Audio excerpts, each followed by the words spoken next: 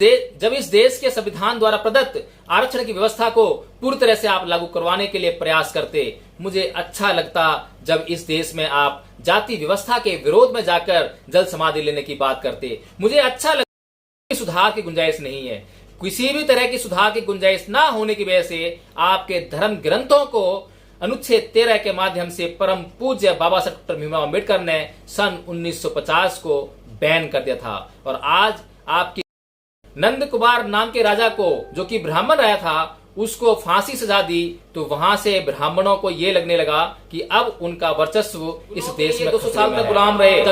तब इनको गुलामी का एहसास बिल्कुल नहीं हुआ, तब इन्हें पता ही नहीं चला कि ये गुलाम है। हिंदू राष्ट्र की कल्पना बिल्कुल राम राज्य की कल्पना पर आधारित है, बल्कि उससे भी भयंकर है। हिंदू राष्ट्र मनुस्मृति से चलने वाला राष्ट्र होगा।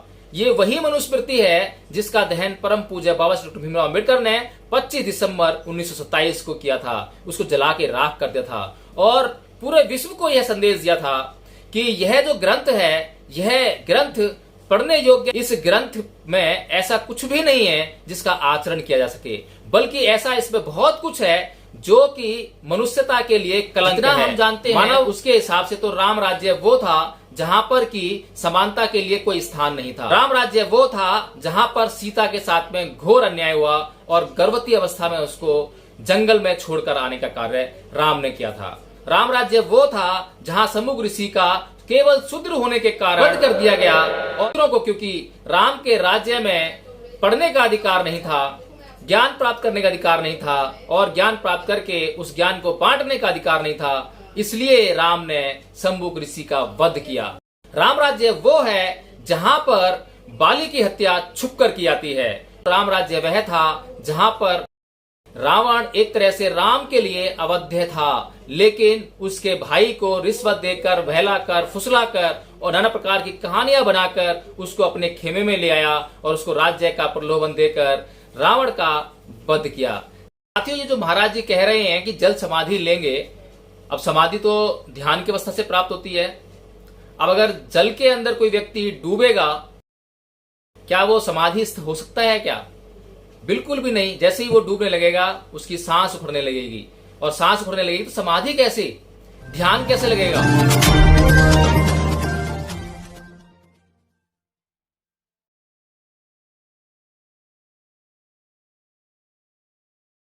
जय भीम, नमो बुद्धाय। साथियों, वैसे तो हिंदू धर्म के संतों में सिरफिरे और अकल से पैदल संतों, गुरुओं, साधुओं की कोई कमी नहीं है, लेकिन कुछ गुरु, संत, महात्मा, आचार्य हिंदू धर्म ऐसे भी हैं जो अपनी किसी न किसी बात के लिए किसी न किसी मुद्दे पर हाईलाइट हो जाते हैं। ऐसे ही एक आचार्य जी साधु हैं, संत हैं, क्या हैं हमें नहीं पता, क्योंकि ये जो शब्द मैं बोल रहा हूं, आचार्य, साधु, संत, इन शब्दों में बहुत गरिमा है, लेकिन जिस तरीके के वाक्य का या कहें कि जिस कथन का प्रयोग इन परमहंस महाराज जी ने किया है, उससे ना तो कहीं ये दूर दूर तक आचार्य साबित होते हैं, ना ही ये गुरु साबित होते हैं, ना ही साधु, संत, कोई भी शब्द जो है इनके ऊपर प्रयुक्त होता हुआ दिखाई नहीं देता है। साथियों, भारत देश संविधान से चलता है। 1950 से पहले अंग्रेजों का जो बनाया हुआ कानून था, उनका जो संविधान था, जो उन्होंने 1935 में तैयार किया, उससे ये देश चलता था। और 1935 से पहले उनके तरह तरह के रेगुलेशंस आते थे, इंग्लैंड से बनकर कानून आते थे, उनके जरिए यह देश चलता था।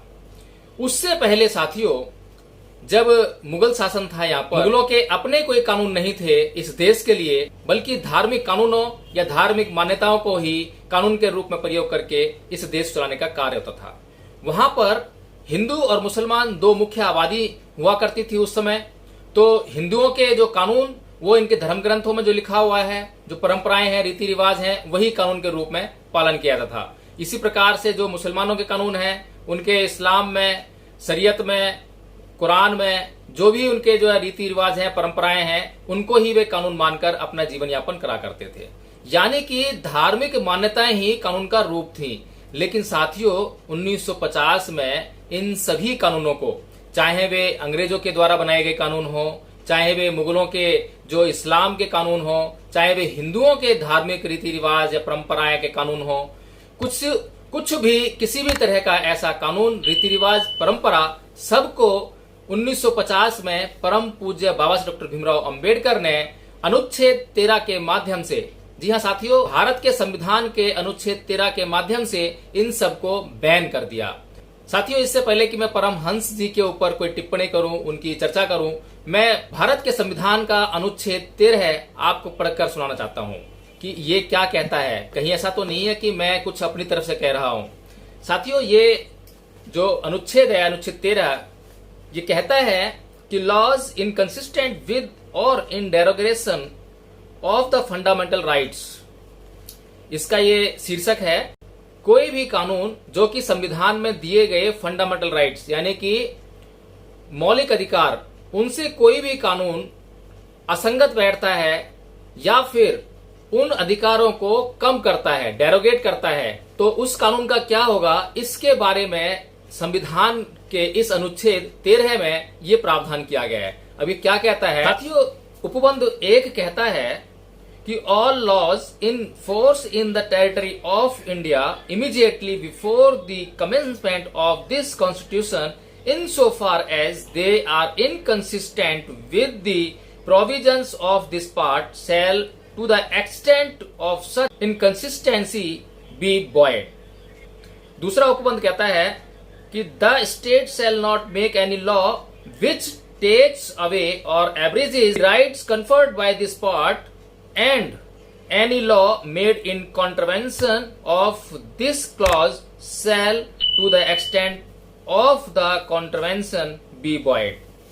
ये दोनों उपबंध ये कह रहे हैं, पहला उपबंध ये कह रहा है कि कोई भी कानून, सभी तरह के कानून जो कि जहां तक कि वे इस संविधान के पार्ट 3 भाग 3 में साथियों मौलिक अधिकार दिए हुए हैं, अगर मौलिक अधिकारों से वे मेल नहीं खाते हैं और जहां तक वे मेल नहीं खाते हैं वहां तक वे शून्य करार दिए जाएंगे, यानी कि उनको बिल्कुल भी माना नहीं जाएगा। उनको आधार मानकर कोई भी व्यक्ति अपने अधिकारों का दावा नहीं कर सकता या फिर किसी के कर्तव्यों का वह दावा नहीं कर सकता। साथ ही दूसरा उपबंध कहता है कि कोई भी कानून जो कि इन मौलिक अधिकारों को छीनता हो या कम करता हो, वे कानून जो है उस हद तक, जहां तक कि वह कानून इन अधिकारों को छीनता है या इनको कम करता है, वहां तक, उस सीमा तक वह कानून वॉइड होगा। तो साथियों, इस तरह से हम देखते हैं कि संविधान के माध्यम से इस अनुच्छेद के द्वारा 1950 से पहले जो भी धार्मिक रीति रिवाज हो, कोई भी कानून हो, कोई भी परंपरा हो, कोई भी रीति रिवाज हो, वे सभी शून्य करार दिए गए, खत्म कर दिए गए। तो इसी तरह साथियों हम देखते हैं कि जो ये महाराज जी हैं, परमहंस जी, अब इन्होंने जो बात कह दी, बात को सोचा नहीं, समझा नहीं, बस बात कह दी कि मैं जल समाधि लूंगा। अभी जल समाधि होती क्या है? अगर जल और समाधि को हम जो है अलग अलग करें तो दो शब्दों से मिलकर ये शब्द बनाए जल समाधि। अब जल मतलब पानी, पानी के अंदर जो है समाधि लेना। अब समाधि लेना क्या होता है? समाधि तो ध्यान है, समाधि एक स्थिति है जहां पर ध्यान लगाकर व्यक्ति समाधि में पहुंच सकता है। इसीलिए साथियों, मैं आपका ध्यान इस ओर लेना चाहता हूं कि जो हिंदू लोग समाधि की बात करते हैं, उनकी समाधि किसी भी प्रकार की हो सकती है, ऊट पटांग हो सकती है, क्रिमिनलाइज करने वाली हो सकती है, आपको अपराधी बनाने वाली हो सकती है, आपके अपराधीकरण में सहायता करने वाली हो सकती है।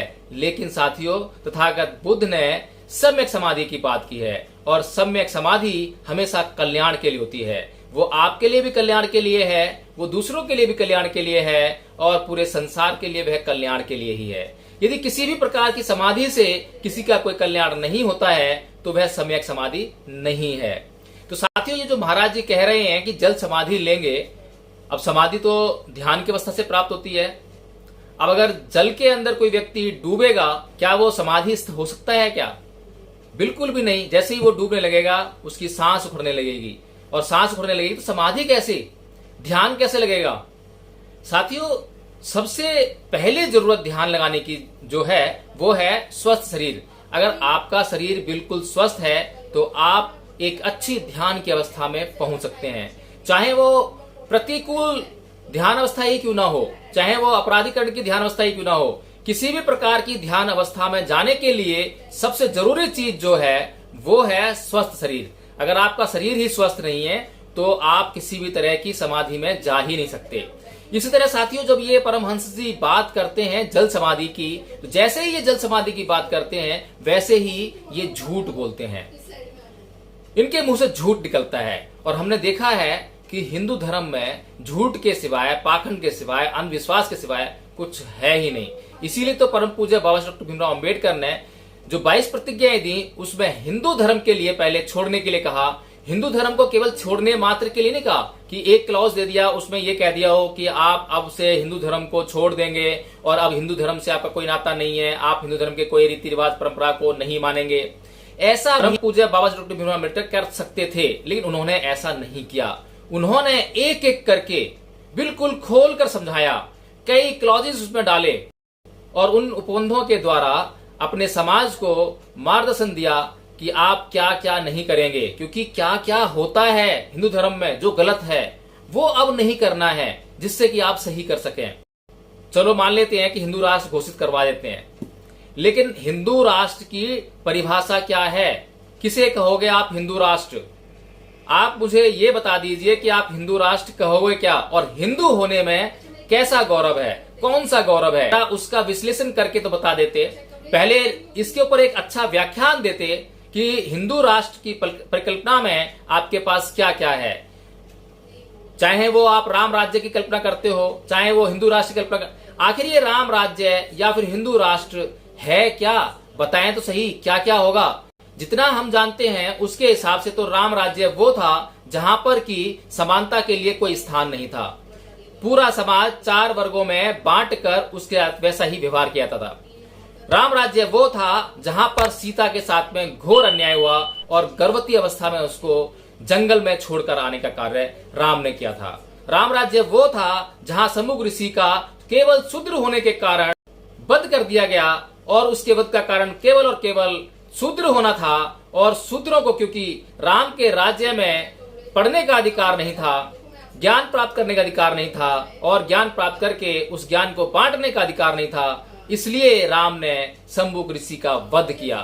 राम राज्य वो है जहां पर बाली की हत्या छुपकर की जाती है, क्योंकि श्री राम हैं, श्री राम जो ईश्वर हैं, ईश्वर का अवतार हैं, लेकिन इस ईश्वर के अवतार में इतनी भी क्षमता नहीं थी कि वह बाली का सामने आकर वध कर सके। डरपोक किस्म के व्यक्ति ने छुपकर उसको मारा। साथियों, राम राज्य वह था जहां पर रावण को मारने की बिल्कुल भी किसी भी प्रकार की शक्ति राम के अंदर नहीं थी। रावण एक तरह से राम के लिए अवध्य था, लेकिन उसके भाई को रिश्वत देकर, बहलाकर, फुसलाकर और नाना प्रकार की कहानियां बनाकर उसको अपने खेमे में ले आया और उसको राज्य का प्रलोभन देकर रावण का वध किया। साथियों, रामायण जब हम पढ़ते हैं, किसी की भी रामायण उठा लीजिए आप, चाहे वाल्मीकि रामायण उठा लो, चाहे आप तुलसीदास जी के रामायण उठा लो, चाहे और कोई कपोल कल्पित रामायण उठा लो, सब में हमें कुछ कुछ कॉमन बातें देखने को मिलती हैं जिनका वर्णन मैंने आपके सामने किया है। हाँ, हालांकि शंभु ऋषि का वध केवल और केवल वाल्मीकि रामायण में आपको मिलेगा, इसके अलावा तुलसीदास जी ने उसको छुपा लिया है, उसको गड़क लिया है। साथियों, ये हिंदू धर्म की वो बातें हैं जो राम राज्य में। अब हिंदू राष्ट्र की जो कल्पना है वो क्या है? हिंदू राष्ट्र की कल्पना बिल्कुल राम राज्य की कल्पना पर आधारित है, बल्कि उससे भी भयंकर है। हिंदू राष्ट्र मनुस्मृति से चलने वाला राष्ट्र होगा। ये वही मनुस्मृति है जिसका दहन परम पूज्य बाबा डॉक्टर भीमराव अंबेडकर ने 25 दिसंबर 1927 को किया था। उसको जला के राख कर दिया था और पूरे विश्व को यह संदेश दिया था कि यह जो ग्रंथ है, यह ग्रंथ पढ़ने योग्य ही नहीं है, बल्कि इस ग्रंथ में ऐसा कुछ भी नहीं है जिसका आचरण किया जा सके, बल्कि ऐसा इसमें बहुत कुछ है जो कि मनुष्यता के लिए कलंक है। यह ग्रंथ मानव कल्याण के विपरीत कार्य करता है। साथियों, किसी भी व्यक्ति के कान में अगर कोई मंत्र पड़ जाए तो उसके कान में शीशा पिघलवा कर डाल देना। आप सोचिए, सोचने मात्र से आप सिहर उठेंगे कि पिघला हुआ शीशा उसके कानों में डालना, खोलते हुए तेल में उसको उबाल देना, साथियों, ऐसी भयानक स्थितियों में किसी को मृत्यु देना, आप सोच सकते हैं कि कितना जघन्य अपराध रहा होगा। ऐसे ऐसे कृत्य इस मनुस्मृति में लिखे हुए हैं। अंग विच्छेद कर देना, अंग काट डालना, सजा की मौत दे देना, किसको? ब्राह्मण अवध्य है। मनुस्मृति में ब्राह्मण को कभी भी सजा की मौत नहीं है। और हमने देखा भी इतिहास में, ज्यादा दूर का इतिहास नहीं है, जब अंग्रेजों ने पहली बार नंद कुमार नाम के राजा को, जो कि ब्राह्मण आया था, उसको फांसी सजा दी, तो वहां से ब्राह्मणों को यह लगने लगा कि अब उनका वर्चस्व इस देश में खतरे में है। तभी ये जो आजादी का संग्राम है शुरू हुआ। नहीं तो इनको आजादी की याद नहीं आई थी। मुगलों के ये 200 साल तक गुलाम रहे, तब इनको गुलामी का एहसास बिल्कुल नहीं हुआ। तब इन्हें पता ही नहीं चला कि ये गुलाम है। लेकिन अंग्रेजों के सामने, क्योंकि अंग्रेज कानून से चलने वाले लोग थे, अंग्रेज बेशक शोषण करते थे, और इस बात को परम पूज्य बाबा डॉक्टर भीमराव अम्बेडकर ने बड़ी बेबाकी से नेहरू और गांधी से कहीं ज्यादा बढ़कर गोलमेज सम्मेलन में उठाया था। उन्होंने अंग्रेजों को यह बताने का कार्य किया था कि किस प्रकार वे भारत का शोषण कर रहे हैं। उसके बाद उन्होंने अपने समाज की बात रखी थी कि जिस प्रकार से हमारा समाज, हमारा दलित समाज मुगलों के काल में, मुगलों के बाद जिस प्रकार से हमारा समाज, दलित समाज मुगलों के काल में उस गुलामी को सहन कर रहा था, उस तरह के अत्याचारों को सहन कर रहा था, वही अत्याचार आज भी आपके शासन में भी सहन करने के लिए मजबूर है। तो फिर आपके शासन से ना तो इस देश का भला हो रहा है, और ना इस देश में एक अत्याचार सहने वाले वर्ग यानी दलित वर्ग को आपके शासन से कोई लाभ हो रहा है।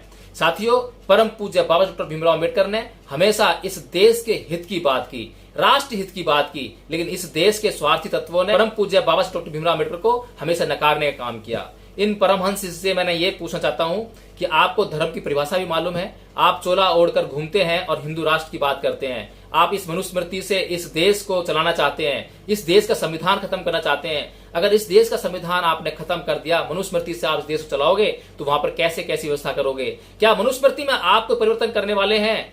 क्योंकि परिवर्तन की गुंजाइश तो आपके धर्म ग्रंथों में कहीं है ही नहीं। परिवर्तन तो आप कभी कर ही नहीं सकते। अगर आप अपने धर्म ग्रंथों में परिवर्तन कर सकते होते तो आपके हिंदू धर्म पर इतना बड़ा आघात आज नहीं लगा होता।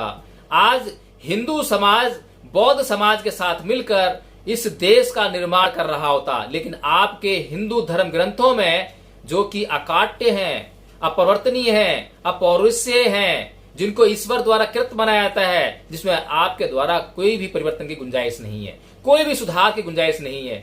किसी भी तरह की सुधार की गुंजाइश ना होने की वजह से आपके धर्म ग्रंथों को अनुच्छेद 13 के माध्यम से परम पूज्य बाबा साहब डॉक्टर भीमराव अम्बेडकर ने सन 1950 को बैन कर दिया था। और आज आपकी कोई भी रीति, कोई भी परंपरा, कोई भी रिवाज आज इस देश में नहीं चलता है, अगर वह कहीं भी इस देश के मौलिक अधिकारों का हनन करता है। और आप मुझे बताइए कि आपने जो बात कही है कि आप जल समाधि लेंगे, इसका मतलब आप मृत्यु को प्राप्त होंगे, आत्महत्या करेंगे, आपको यह अधिकार कौन देता है?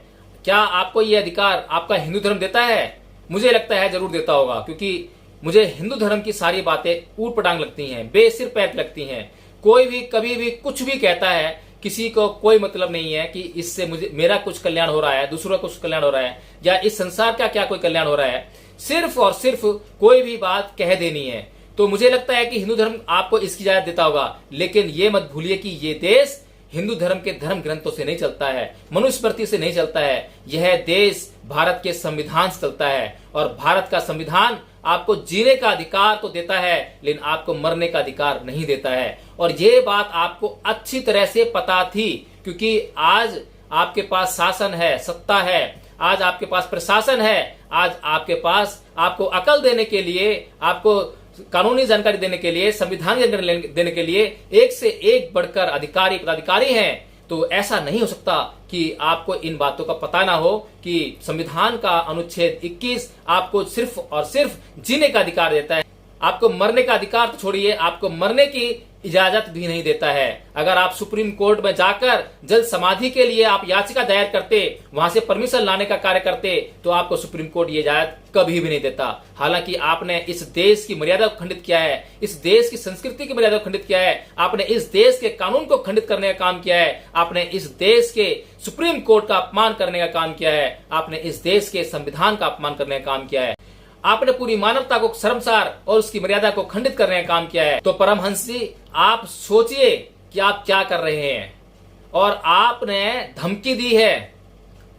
और धमकी देना तो हिंदू देवी देवताओं और ईश्वरों का काम रहा है। हिंदू धर्म धमकियों से भरे पड़े हैं। जब हम रामायण पढ़ते हैं तो हम देखते हैं कि किस तरह से श्री राम जी उस समुद्र को धमकी देते हैं, और वो धमकी देकर डराकर अपना काम निकलवाते हैं। तो धमकी देना तो आपके धर्म ग्रंथों का आधार रहा है। धमकाकर, डराकर, कभी शनि देवता का डर दिखाते हैं, कभी किसी चीज का डर दिखाते हैं, कभी कलयुग बोलते हैं, कभी कुछ बोलते हैं। तो डर का ही आपका बिजनेस है, और आपने यही धमकी देकर इस देश को हिंदू राष्ट्र घोषित करने की आपने मांग कर डाली है। लेकिन आपकी इस मांग का कोई भी प्रभाव इस देश के लोगों पर नहीं होने वाला है। लेकिन आपको धर्म की भी परिभाषा नहीं मालूम है, क्योंकि आपके लिए धर्म तो सिर्फ एक कर्म कांड है। आपके लिए धर्म तो केवल यज्ञ करना, पूजा करना, घंटे बजाना, प्रसाद चढ़ाना, यही आपके लिए धर्म है। लेकिन तथागत बुद्ध ने जो धर्म की परिभाषा दी है वो आज तक आप लोगों ने कभी समझी ही नहीं है। अगर आप उसको आज भी समझ लें तो आपका कल्याण हो जाए। तथागत बुद्ध धर्म की परिभाषा करते हुए बोलते हैं कि सब पापस्य अकरणं कुशलस्य उपसंपदा स्थित प्रयोदपनं एतं बुद्धानुशासनं, कि सभी प्रकार के पाप कर्मों का न करना और सभी प्रकार के पुण्य कर्मों का करना, और अच्छे और बुरे यानी पाप और पुण्य के बीच के भेद को जानने के लिए अच्छे चित्त का निर्माण करना, उसका संचय करना, यही बुद्धों का शासन है, यही धर्म है। परमहंस जी, अब आप सोच लीजिए कि आपके शब्दों में धर्म है या अधर्म है। आप अगर धर्म और अधर्म को अच्छी तरह से जानते तो ये शब्द आपके मुंह से निकलते ही नहीं, ये धमकी आपके मुंह से निकलती ही नहीं। अब भी समय है, अब भी आप जो है संविधान को पढ़िए, संविधान की मर्यादा को जानिए, इस देश के लोगों की जरूरतों को पहचानिए, इस देश के लोगों की असली जरूरत को जानकर उसके हिसाब से अपने कथन कहिए, उसके हिसाब से आप काम कीजिए। परमहंस जी, मुझे बहुत अच्छा लगता अगर आप जल्द समाधि लेने की बात तब कहते जब आपने कोरोना में मरते हुए लोगों को देखा होता और उनकी पीड़ा को समझा होता, और इस सरकार ने जो उनके साथ में धृष्टता की है उसके खिलाफ आप जल्द समाधि लेने की बात करते। मुझे अच्छा लगता जब आप इस देश के लोगों के लिए पर्याप्त मात्रा में अन्न की उपलब्धि कराने के लिए बात करते। मुझे अच्छा लगता अगर आप जल्द समाधि लेने की बात तब करते जब इस देश के संविधान द्वारा प्रदत्त आरक्षण की व्यवस्था को पूरी तरह से आप लागू करवाने के लिए प्रयास करते। मुझे अच्छा लगता जब इस देश में आप जाति व्यवस्था के विरोध में जाकर जल्द समाधि लेने की बात करते। मुझे अच्छा लगता अगर आप राम मंदिर के विरोध में जाकर सुप्रीम कोर्ट की उस जजमेंट का विरोध करते जिसके द्वारा इस देश के संविधान, इस देश के कानून, इस देश की संस्कृति को खंडित करने का कार्य किया। मुझे अच्छा लगता अगर आप बेरोजगारी को समाप्त करने के लिए, युवाओं को रोजगार देने के लिए जल्द समाधि लेने की बात करते। लेकिन परमहंस जी, आपका इस देश से कोई नाता नहीं है। आपको तो देश शब्द जो है उसकी परिभाषा भी नहीं मालूम है। आप तो देश कल्पनाओं में समझते हैं, हवाओं में समझते हैं। लेकिन परमहंस जी, देश आपकी कल्पनाओं, आपकी हवाओं, आपके धर्म ग्रंथों से नहीं बनता है। यह देश, इस देश की जमीन, जंगल, जल, वायु, हवा, इस देश के लोगों, इस देश के लोगों के जीवन से बनता है। यह देश, इस देश में जितनी भी जातियां हैं, जितने भी धर्म हैं, सभी लोगों से बनता है। यह देश केवल आपका नहीं है, केवल आपके अहंकार का नहीं है, केवल आपके क्रोध का नहीं है, आपकी धमकी का नहीं है। इस देश को समझने का काम करो, इस देश के संविधान को समझने का काम करो, और इस देश के संविधान की मर्यादा के तहत ही आप अपने मुंह को खोलो। जय भीम, नमो बुद्धाय। मेरा चैनल, आपका चैनल, समाज का चैनल, देश का चैनल NV News 24/7 को आप लाइक करें, सब्सक्राइब करें और ज्यादा से ज्यादा इसकी वीडियो को शेयर करें ताकि हर खबर को मैं आप तक आसानी से पहुंचा सकूं। जय भीम।